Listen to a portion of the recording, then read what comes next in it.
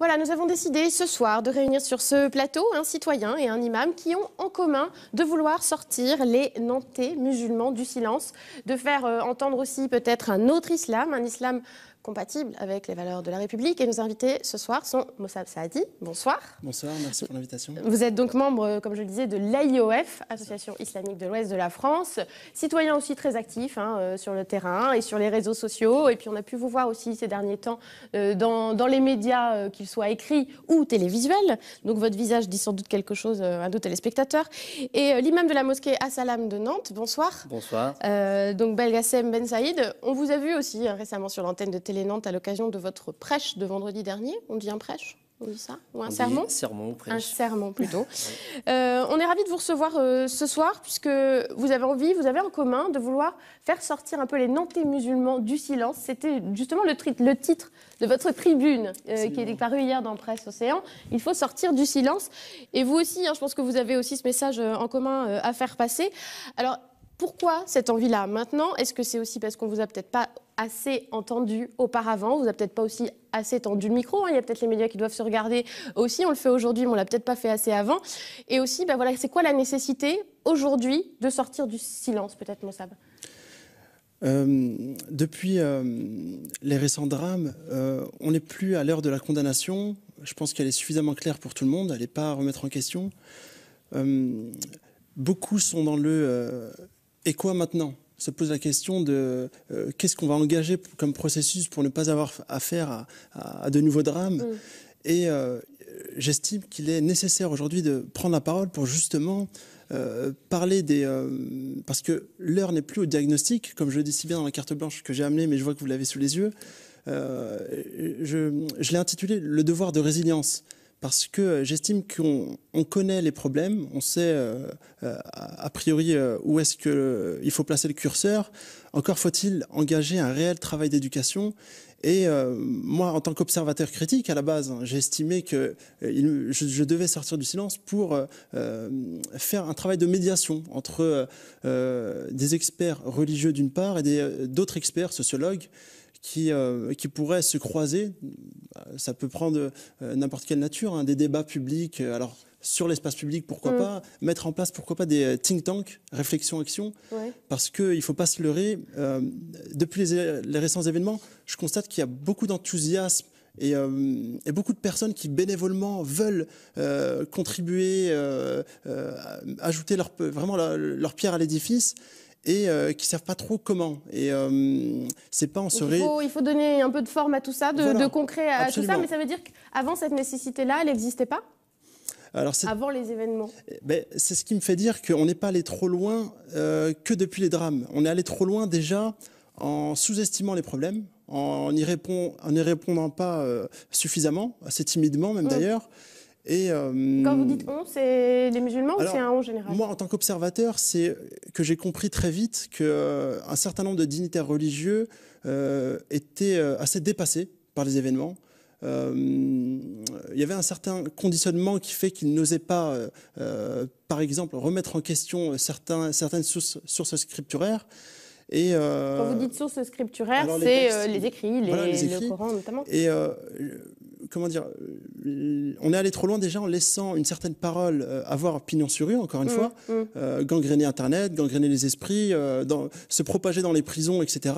Et moi, en tant que Nantais, spectateur de tout ça, j'estime qu'il est de notre devoir en France, à Nantes, de faire en sorte que qu'on endigue ces problèmes-là, quoi. Alors, on voit bien l'esprit qui vous anime, c'est un esprit aussi militant, de terrain. Vous, en tant qu'imam, du coup, c'est vrai que c'est encore un petit peu plus particulier. Qu'est-ce qui vous anime? Pourquoi aujourd'hui vous avez envie de sortir du silence, de venir sur les plateaux de télé aussi, pour montrer aussi un autre visage de l'islam? Déjà, je vous remercie pour votre invitation sur votre plateau. Et je vous remercie aussi parce que vous avez diffusé notre sermon du vendredi. C'est une chose qui est très très rare sur les télés en fait. Et on a remarqué à travers votre diffusion du sermon du vendredi que c'est vrai, beaucoup de nos concitoyens, beaucoup de Nantais et Nantaises, ils connaissent pas réellement la religion musulmane. il y a ce désir de venir à la mosquée et découvrir la mosquée et faire connaissance avec les musulmans. C'est vrai que cette envie, elle a été manifeste à la suite de cette vidéo. On a publié une longue vidéo de 5 minutes sur notre site, sur notre page Facebook, qui a suscité beaucoup de commentaires, de partages aussi, et d'envie justement de connaître cette mosquée, de savoir est-ce qu'on peut venir la voir. Il y a eu ces réactions-là aussi. Hein. Exactement. Juste après la diffusion de ce prêche du vendredi, on a eu beaucoup d'appels de nos concitoyens et des Nantais ici dans la ville qui nous soutiennent, parce qu'il faut le dire, il faut dire la vérité, que beaucoup de musulmans ils ont peur après ces événements. Et moi, en tant qu'imam, on a remarqué malheureusement dernièrement pendant le prêche du vendredi qu'il y avait pas, comme d'habitude, les musulmans, ils sont pas venus au prêche par crainte, parce que il y avait ces amalgames, les gens ne comprenaient pas, est-ce que c'est vrai, c'est la religion musulmane? On n'arrête pas de le dire, que la religion, bien sûr, c'est la paix, mais les gens, ils ont besoin de côtoyer, de venir à la mosquée, de découvrir qu'est-ce qu'il y a derrière ces murs-là. Donc en fait, vous dites un peu, c'était le message du président de la République aujourd'hui, hein, il l'a tenu à l'Institut du monde arabe pour inaugurer une exposition. Il disait, les musulmans finalement sont les premières victimes du fondamentalisme. C'est ce que vous dites. Exactement, ce que j'ai dit dans mon prêche vendredi dernier, que on est les premières victimes de ces amalgames, de cette haine, de cette barbarie. On a condamné cette haine et cette barbarie, mais il ne faut pas oublier qu'on est des victimes aussi. Le Conseil français de culture musulman, il a recensé depuis une semaine, depuis ces événements, presque 50 actes d'islamophobie contre des mosquées.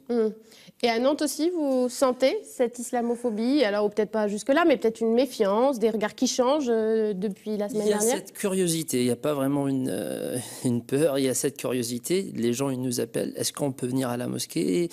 On reçoit régulièrement des collégiens, des lycéens qui viennent pour nous poser directement les mosquées.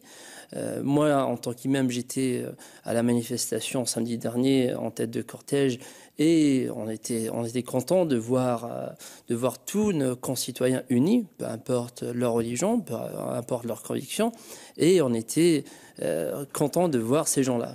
Voilà, justement, on voit les images. Hein. Il y avait 80 000 personnes à Nantes, c'était samedi. Nous, on avait un jour d'avance sur la grande manifestation à Paris, donc samedi 10 janvier.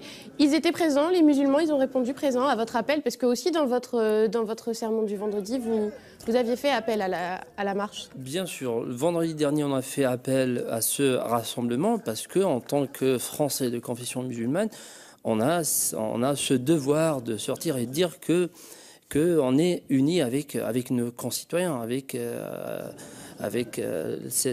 contre cette barbarie, pour exprimer aussi ce qu'on pense, ce que les gens attendent une réponse de notre part. Est-ce que le message, comme ça, c'est pas de dire on est citoyen avant tout aussi? Alors on est tous sur le même bateau, ça va de soi, on est citoyens avant tout, et cet ancrage-là, il n'est pas nouveau. Moi, me concernant, j'ai une longue histoire avec la France, j'ai toujours été éduqué avec un amour pour ce pays qui m'a donné une certaine éducation. Je me suis épanoui ici dans ces écoles, je reçois autant de choses, et cet ancrage-là, il n'est pas nouveau. Moi, mon grand-père, par exemple, je le mets en avant malgré lui. Et je ne suis pas le seul. Il a combattu, par exemple, au Mont Cassino contre le péril fasciste. Et dans une pleine continuité de cet héritage-là, je me dois de poursuivre le travail en faisant en sorte, moi, à mon humble niveau, d'améliorer les choses autour de moi. Et quand je dis améliorer les choses, c'est suffisamment anticiper les mois et les années à venir, parce que les peurs se sont installées de façon très profonde, de part et d'autre. Et je crains, par exemple, faut le dire tel qu'il est, de mauvais choix électoraux, par exemple en 2017, dans un an. Ou même avant, hein, en 2015, il y a des échéances aussi. Effectivement, on voit, les scores, pour ne citer que du Front National, n'ont pas attendu ces événements-là pour être de plus en plus, avoir de plus en plus de succès, quoi. Et je m'inscris, quoi qu'on puisse penser du personnage, dans la continuité d'un travail que, par exemple, Michel Onfray a su développer en mettant en place les universités populaires à Caen, en Normandie. C'est ça en Normandie? Oui, c'est ça, c'est chez moi. Et c'est exactement ça. Face aux xénophobies et aux ignorances, il y a un travail d'éducation énorme à mettre en avant dans la sphère intra-communautaire, tel que le fait l'imam, par exemple, en se rendant dans les prisons, il vous le dira mieux que moi, ou alors en mettant en place un programme d'éducation religieuse. Et donc, c'est un travail d'éducation qu'il faut vraiment mettre en place. Et tous sont les bienvenus dans ce travail-là, quoi. Et concrètement, comment on fait? Alors, quelles sont, vos propositions? Vous l'avez dit, les problèmes, ils sont connus. Alors, notamment par rapport à l'endoctrinement, c'était le message aussi de votre carte blanche. On identifie les problèmes. Peut-être même vous identifiez des jeunes qui seraient susceptibles d'être tentés par cette radicalisation. Comment on fait concrètement pour instaurer le dialogue et peut-être les faire revenir à la raison? Mais il y a un cas, que j'ai eu sous les yeux il n'y a pas si longtemps que ça, qui passait beaucoup de temps sur Internet, était très isolé, nourrissait des idées noires. Et c'est vraiment en tissant un lien avec cette personne-là, en dialoguant, en le ramenant un petit peu dans les rails, que cette personne-là se porte beaucoup mieux aujourd'hui. Et ça naît, comment dire, il y a une certaine frustration chez beaucoup de jeunes qui se sentent paumés. Et l'idée, c'est de ne pas se dire autour de nous qui sont les personnes potentiellement dangereuses ou pas. Il faut plutôt se poser les bonnes questions en termes d'éducation. Et c'est pas en une réunion qu'on trouvera les 100 bonnes réponses. C'est vraiment enclencher un cycle de réflexion à Nantes avec les institutionnels, alors des pouvoirs publics, des religieux, tous autour de la même table. Et j'ai bien senti depuis les derniers drames qu'il y a une réelle volonté en la matière. La ville de Nantes, par exemple, a sollicité toutes les obédiences en son sein pour discuter, prendre de nouvelles... Enfin, l'imam vous le dira mieux que moi, pour enclencher un nouveau cycle, dans un esprit de laïcité, encore une fois. Et encore une fois, il y a beaucoup de personnes qui veulent passer à l'œuvre, qui veulent passer à l'action. Il y a des cellules de crise un peu partout en France qui se mettent en place. Là, la question, c'est comment, ensemble, on peut faire les choses de manière... Et rester sur cet élan aussi, d'unité nationale qui est née aussi au lendemain de ces attentats. Il faut qu'on garde cet esprit-là. Alors, sur cet aspect d'endoctrinement, justement, puis de ce qui se met un petit peu en place au niveau nantais, vous avez dit, l'imam le dira mieux que moi, alors on va voir si vous... Mais il y a des choses qui se mettent en place au niveau de la ville de Nantes, un message commun. Et aussi, comme il disait aussi, vous êtes allé dans les prisons, et qu'est-ce que vous y avez vu? Déjà, concernant le travail commun, il y a eu une déclaration commune interreligieuse lundi dernier entre juifs, catholiques, chrétiens, protestants, bouddhistes. C'est une déclaration pour dire qu'on est unis face à cette épreuve. Et en tant qu'imam, je suis aussi présent dans les prisons. Je suis aumônier à l'établissement pénitentiaire des mineurs. Et à Orvaux, exactement. Ce qu'il faut dire, que le problème, il y a un manque d'imams sur tout le territoire français, parce qu'on voit que dans plusieurs mosquées, malheureusement, on peut trouver des imams qui sont formés à l'extérieur, ils ne sont pas formés ici en France, des personnes qui ne connaissent pas l'actualité, des personnes qui ne connaissent pas aussi la langue française. Et ça, c'est un vrai problème à signaler.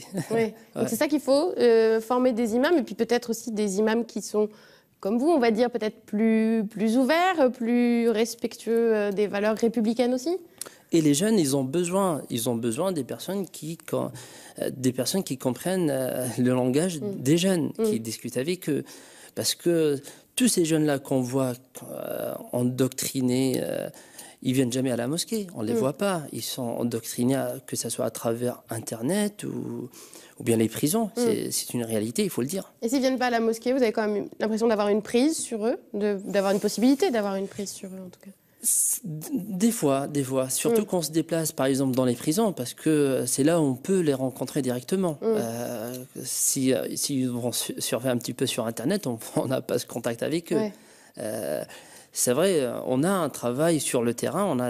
Je me déplace régulièrement sur l'EPM, l'établissement pénitentiaire de mineurs à Orvaux. Mossab aussi vous a un peu interpellé tout à l'heure. Il dit, et puis dans ce texte, en disant les dignitaires religieux doivent réaliser la responsabilité qui leur incombe en saisissant, par exemple, l'opportunité d'engager un travail de réforme sur l'interprétation des sources scripturales. C'est ce que vous disiez tout à l'heure. Donc c'est aussi un message à faire passer aux gens qui connaissent mal cette religion musulmane, de dire ce qu'elle est, puisque c'est vous qui portez cette parole-là, et peut-être aussi un travail de réforme, c'est-à-dire d'avoir une interprétation plus libérale des textes, moins restrictive en tout cas. La question d'interprétation des textes religieux, que ce soit le Coran ou bien la tradition du prophète, je sais très bien en tant qu'imam qu'il y a toujours une interprétation qui doit être adaptée à l'actualité. Et ça s'est fait tout au long de l'histoire de la religion musulmane. Alors, c'est pour ça la question de la formation d'imam, cette question elle revient à chaque fois. Est-ce qu'un imam qui vient de l'étranger, qui va prêcher ou bien qui va diriger une prière tout au long de l'année ici et qui ne connaît pas l'actualité, là c'est un vrai problème. Là c'est un vrai problème. Alors, et aussi, on avait une question à vous poser. Alors, on va la montrer quand même, cette fameuse une. Un aspect intéressant, si vous le permettez, c'est sur les jeunes sur lesquels on n'aurait pas d'emprise. Il y a quelque chose qui est bien connu de tous. Il y a des diagnostics, encore une fois, dont Homero Marungiu, un sociologue qui est sur Nantes et qui a excellemment expliqué le phénomène de radicalisation lente et le temps que beaucoup de jeunes passent sur Internet. Et j'ai bien compris que l'imam de Nantes et l'association islamique de l'Ouest de la France ont bien l'intention d'être notamment sur Internet, en ne laissant pas, encore une fois, un discours extrémiste avoir pignon sur rue. Donc il faut qu'Internet aussi diffuse d'autres messages. Voilà, en fait, il faut être présent là où, sur tous les fronts, là où les extrémistes sont présents. Alors, on va vous montrer aussi cette fameuse une de Charlie Hebdo qui est sortie hier et qui suscite la controverse aussi dans certains pays musulmans, on peut le dire. Vous en pensez quoi, vous, déjà ? Je peux commencer peut-être. Alors d'abord, il y a ce fameux sentiment d'être sous tutelle d'une autorité religieuse étrangère. Moi, je refute évidemment d'être assimilé à un institut. On a beaucoup cité l'Institut d'Al-Azhar en Égypte. On a beaucoup cité des grands mouftis d'Arabie Saoudite. Moi, concrètement, à Nantes, est-ce que je dois me sentir représenté par de telles organisations et de telles personnes? C'est une question que je pose. Il n'y a pas d'autorité ou d'argument d'autorité en la matière. C'est pour ça que les réactions qu'ils peuvent avoir concernant ces affaires-là ne m'importent pas parce qu'ils ne connaissent pas mon contexte à moi. Et la deuxième des choses, c'est par rapport à cette une de Charlie Hebdo qui, moi, alors au risque de choquer beaucoup de monde, qui ne m'a pas choqué. Et au contraire, que j'ai trouvé extraordinairement... alors, pour reprendre la sémantique religieuse, miséricordieuse de la part de Luce, le dessinateur, qui ne voulait pas faire la une que tout le monde voulait qu'il fasse, ou alors une de vengeance. Et il y a un aspect très important, c'est que il y a beaucoup, malheureusement, chez beaucoup de musulmans ou alors de personnes qui commettent des actes dramatiques, ce sentiment d'être investi d'une mission, de redorer le blason d'une religion, de Dieu, du prophète. Et moi, je pose la question très concrète, c'est de dire, mais qui je suis, moi, pour vouloir venger ou défendre une figure telle qu'un prophète ou qu'un Dieu, et qui plus est, de prendre des mesures qui vont à l'encontre des messages dont on se réclame. On revient à l'interprétation, justement, des textes dont on parlait tout à l'heure. Il nous reste que quelques secondes, malheureusement. J'avais une question très précise, du coup, à vous poser, parce que c'est vrai qu'on dit souvent, on n'a même pas le droit de représenter le prophète. C'est aussi ça qu'on dénonce dans les caricatures. Oui, exactement. Est-ce que c'est vrai, ça, ou pas? Est-ce que les textes disent qu'on n'a pas le droit de représenter le prophète? Il n'y a pas exactement des textes qui interdisent ça, mais c'est par respect pour le prophète, on ne le représente pas. Moi, quand je vois ces caricatures, de toute façon, moi, on les a condamnées en 2006, quand elles sont apparues en 2006. Mais après, ce qu'on a dit aux gens, de toute façon, moi notre cœur est blessé, mais notre intelligence doit avoir la dignité de ne pas répondre à ces caricatures. Donc voilà, on les laisse pour ce qu'elles sont. Bien sûr. Merci beaucoup d'avoir été avec nous et d'être sorti du silence. Moi, juste un dernier mot. Juste, moi, à travers votre plateau, on invite toutes les Nantaises et tous les Nantais de venir visiter notre mosquée à Salam de Nantes. Voilà, elle est ouverte à tous les Nantais. Elle se trouve dans le quartier Malakoff. N'hésitez pas à y aller. Merci beaucoup d'être venu sur ce plateau et à très bientôt, j'espère.